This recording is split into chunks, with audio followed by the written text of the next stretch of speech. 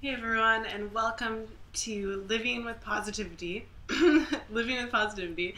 This is Jill Richards, and I'm a tea and health enthusiast. And I love to study about plants and herbs and incorporate them into my daily life and daily recipes. So I want this channel to be a place where we can communicate and learn from each other and kind of create a dialogue about these well-known herbs. So I'm super excited because the first tea that I'm going to be talking about is my favorite tea of all, and that is the chaga mushroom tea. It's so versatile, it's so beautiful, and it's a great base for adding other stuff to it. I like to add spearmint and peppermint sometimes, give it a nice light cold tea. I also will do a nice toasty buckwheat chaga tea for anyone that's kind of trying to kick a coffee habit. Then I would go with that tea. I also like to brew a pot of it on my stove, leave it overnight, and throw the cold tea in with my smoothie in the morning because I drink a smoothie every morning. So it's such a great tea to incorporate into your daily life, and I find it very easy to do so.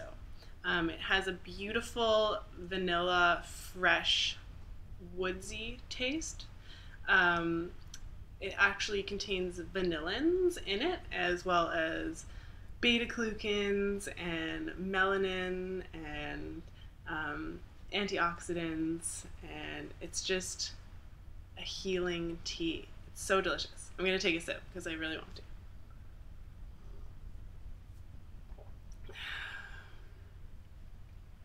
So good. If you add too many chunks to a small amount of water, I find that it gets a little bit bitter. But there's nothing wrong with a strong brew of chaga. Even so, it's still delicious. So, chaga mushroom. It looks like this.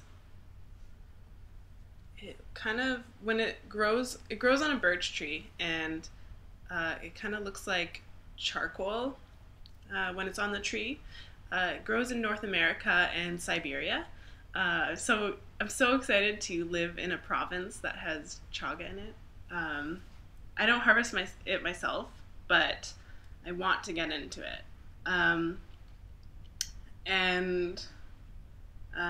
It's important because it's a non-renewable resource. It's important to buy your chaga from a company that harvests it sustainably. If you take the younger generation of the mushroom, it can slowly disappear and we will not have chaga and it will be hard to find. But if you harvest the older generation, then it's all good. Then it's all good. It's such a powerful, powerful plant. It usually looks black when it's on the tree, but the black kind of terpene part of it is all scraped off before it is dried out and sold.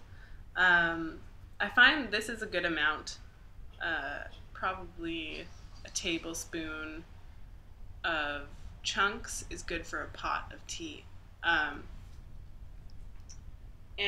it's important to use the chunks over and over again. Make second, third, fourth steep if you can get it, or even when you're at your fourth steep, just make a different tea and add that with it, just so you get the most out of the mushroom.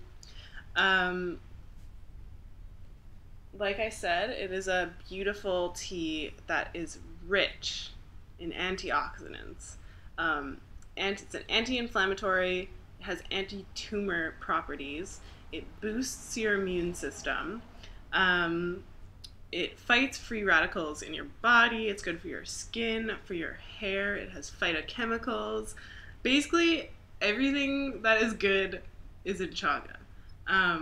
the USDA created an ORAC scale for measuring antioxidant activity in plants, and chaga beat blueberries, it beat pomegranates, it beat acai berry. It has the highest ORAC scale, so oxygen radical absorbent capacity, known in any natural food found on the planet. That is serious. So in other words, the ORAC scale is used to measure the strength in which a substance diminishes free radicals. Chaga is the highest. So it's probably a good idea to check this one out if you haven't checked this out. And especially if you're trying to fight off cancer in your body. It's been used for thousands of years for that purpose, for the immune system, anti-aging kind of qualities. Certain Chinese emperors would take this mushroom and want it all for themselves, because they wanted to stay youthful and young while everyone else aged around them. The Chinese monk Shen Nong proclaimed it to be a superior class herb, and because of its diverse and complete health-enhancing properties. It's known as a precious gift from nature and the king of all herbs. And I actually find it a little... I don't know if it's called an herb or a plant. I would just call it a mushroom, a medicinal mushroom, just because I find you can't overdose on chaga. You can drink it as much as you want, and that I'm aware of, there's no consequences to drinking chaga every day. There's no poisons contained into the mushroom. It's a health tonic.